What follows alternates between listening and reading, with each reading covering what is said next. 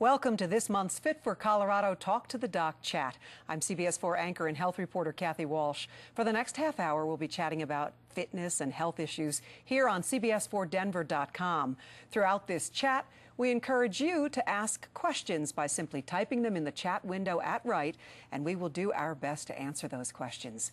In today's chat, we're going to discuss healthy aging and maintaining brain health. According to the U.S. Census Bureau, the world's population of older people is growing at the fastest rate ever seen. The old will soon outnumber children under age 5 for the first time in history. The number of people 65 and older hit about 506 million as of mid-year 2008. This will double to 1.3 billion by 2040, accounting for 14% of the total global population. Now, in the U.S., the senior citizen population appears to be headed for a 40% increase over the next 5 years. Baby boomers are aging, and medical advances are keeping us alive longer. So how do we stay physically healthy and mentally sharp?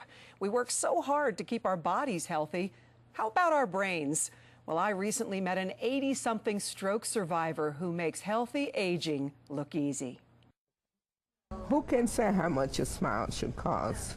Maybe it's the difference in the soul, saved or lost. Flora Liston writes poetry in her free time when she's not exercising or tackling jigsaw puzzles or brain teasers or volunteering at Spalding Rehabilitation Hospital.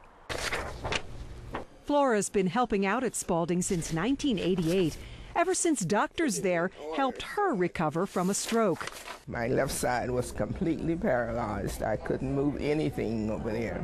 21 years later, Flora is still up and active. This 84-year-old mother of 9 believes if you sit still, you get stagnant. If water stays in the same place too long, ooh, it looks bad and smells bad. So now, why would a person be any different than that? Flora's philosophy is use it or lose it. Is Flora the poster child for healthy aging? She actually is. Clinical neuropsychologist Cammy Chicota believes to maintain a healthy brain, you must stay physically, cognitively, and socially active. I could only hope that all of my patients would be as active on all those domains as Flora is. Dr. Chicota recommends a low-fat, low-cholesterol diet, exercise to keep your blood vessels elastic. A crossword puzzle a day can work your brain, or try something new, like this word scramble. Stave off depression by doing. Poetry helps Flora stay positive. Our usual greeting of adult or child should always be prefaced by a great big smile. And joining me today is Dr. Cammy Chicota, clinical neuropsychologist at Spalding Rehabilitation Hospital, and Kim Gorman, registered dietitian and weight management program director of the Center for Human Nutrition, UC Denver. All right, Dr. Chicota, you like to say what's good for your heart is good for your brain. What do you mean? Well, you know, there's a lot of information in the news and within the dietary field, I'm sure, as you know, about being heart healthy. But the thing that we all need to remember is that a majority of our blood goes directly from our heart to our brain. And what we put in our bodies, therefore, is going into our brain. So things like cholesterol, fat, high sodium diets, if you have high blood pressure, all things like that, you know, put us at an increased risk for stroke, as well as heart attack. Mm-hmm.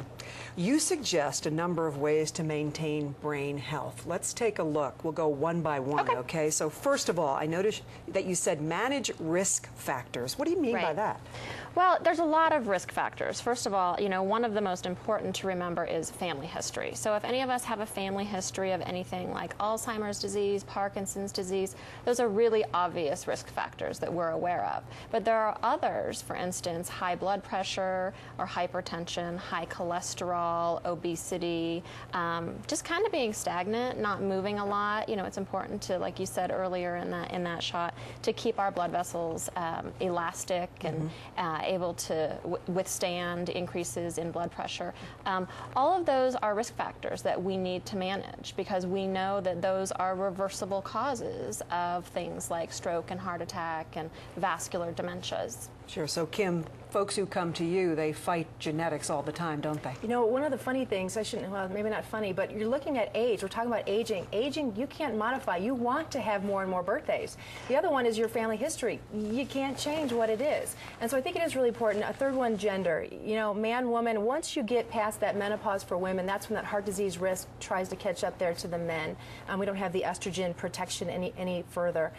So I think those three you can't modify. So you look at the other side, and that's really what we work on, is say, what can you work on right now, today, to get started? And so we look at those risks for diabetes and how we can improve the diet and physical activity, and we look at the blood pressure, and we look at hyperlipidemia or high cholesterol.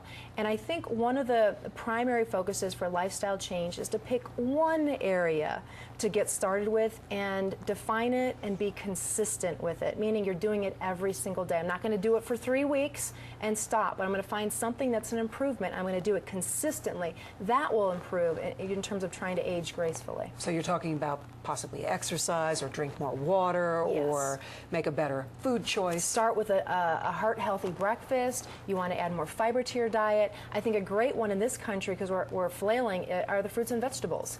The minimum is 5 a day. Can you count 5 yesterday that you had? I don't even worry about the volume. Just count 5 different ones that you had in your diet. That's very attainable and it's measurable. You know if you did it or you didn't. But the benefits there are right in line with healthy aging. You're going to get lots of antioxidants there.